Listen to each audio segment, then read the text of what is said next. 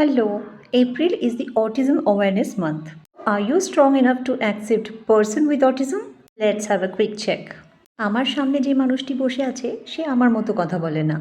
আমি যেভাবে এক্সপ্রেস করি সেভাবে ও এক্সপ্রেস করে না। আমি যা যা গান শুনতে পছন্দ করি তার সেগুলো ভালো লাগে না, যা খেতে পছন্দ করি সেগুলো ওর পছন্দের নয়। যে জায়গায় আমি ঘুরতে যেতে চাই, যেগুলো আমার ভালো লাগা, সেগুলোতেও এক্কেবারেই কমফোর্টেবল নয়। তাহলে কি সবারই অটিজম আছে, নাকি এটা ইন্ডিভিজুয়াল ডিফারেন্সেস? আমাদের চারপাশের অনেক ছোটোখাটো অমিল, যেগুলো ইন্ডিভিজুয়াল ডিফারেন্সেসও হতে পারে, সেগুলো যদি আমরা অ্যাকসেপ্ট না করতে পারি, তাহলে কি আমরা বড় রকমের পার্থক্য বা পৃথকীকরণ সেগুলোকে কি অ্যাকসেপ্ট করতে পারবো? নাকি আমাদের লিমিটেশনসকে ওভারলুক করতে শুধু ওদের লেভেল করতে পারবো, ওরা স্বাভাবিক নয়? তো কী ভাবছেন, ছোট ছোট ডিফারেন্সেসকে যদি অ্যাকসেপ্ট না করতে পারি, তাহলে বড় ডিফারেন্স কি আমরা পারবো সত্যি অ্যাকসেপ্ট করতে?